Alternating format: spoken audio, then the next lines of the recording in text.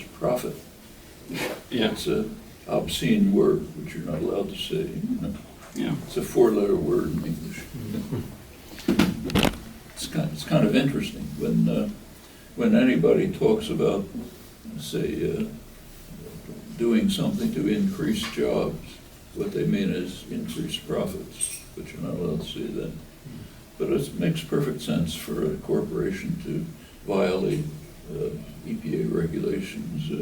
They make profit from it, maybe they pay a fine, but it's kind of as if you park your car somewhere where you're going to get a ticket, because and you know you'll probably get a ticket, but it's more valuable for you to do whatever else you're doing, so okay, I'll pay the ticket. And that's what a corporation's doing. Since the fines are taps on the wrist, and they're kind of small change, it makes a lot of sense just to pay the fines. It's like a cost of doing business. Right. So why is the government not imposing? Why is the government not imposing? Who runs the government? Right. Okay.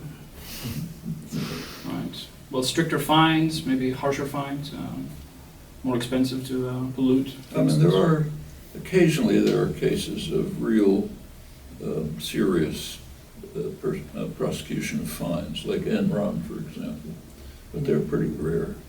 And mostly if, there is I'm sure you know, what's called regulatory capture.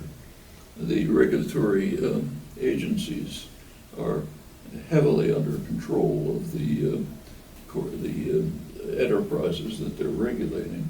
So there's a kind of a symbiotic relationship between them. And for doing business, it just often makes sense to, pay this small cost, make sure that nothing serious happens, and go ahead. It's kind of like sending your money to a tax haven.